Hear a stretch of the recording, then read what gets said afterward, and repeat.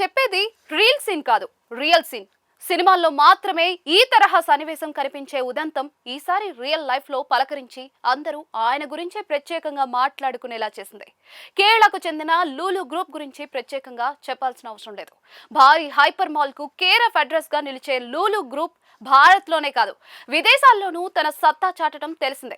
ఈ group chairman MA Yusuf Ali అన్నది అందరికీ తెలిసిందే. ఆయన తీరు, ఆయన తీసుకునే నిర్ణయాలు అందరినీ ఆకర్షించడమే కాదు, ఆయనకు అభిమానిలా మార్చేస్తూ ఉంటాయి.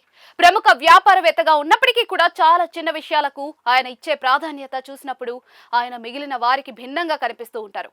అలాంటి తీరును మరోసారి ప్రదర్శించారు. ఆయన స్వస్థలం కేరళ రాష్ట్రంలోని త్రిశూర్ జిల్లా నట్టిక అన్న సంగతి తెలిసిందే. తాజాగా ఆ రాష్ట్రంలో జరుగుతున్న పంచాయతీ ఎన్నికల్లో ఓటేసేందుకు ప్రైవేట్ జెట్లో వచ్చి అక్కడి నుంచి ఊరికి హెలికాప్టర్లో వచ్చి ఓటేసి వెళ్లిన వైనం చూస్తే వావ్ అనకుండా ఉండలేరు. ఈ మధ్యన థాయిలాండ్ లో పర్యటించిన లూలు చైర్మన్ యూసఫ్ అలీ అక్కడి మంత్రితో భేటీ అయి వ్యాపార విస్తరణ అంశాల్ని చర్చించారు. కట్ చేస్తే తన ఊర్లో జరుగుతున్న పంచాయతీ ఎన్నికల్లో ఓటేసేందుకు ఆయన త్రిశూర్ కు బయలుదేరారు.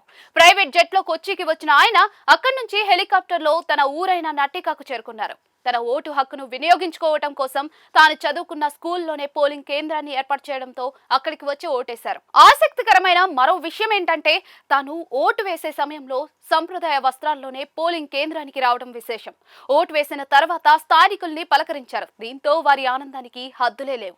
గతంలో జరిగిన సార్వత్రిక ఎన్నికల సమయంలోనూ ఓటు వేసేందుకు ఇదే తరహాలో వచ్చారు. కేరళలో 2 దశల్లో స్థానిక ఎన్నికలు జరుగుతున్నాయి. నిన్నటితో 2వ దశ పోలింగ్ ముగిసింది.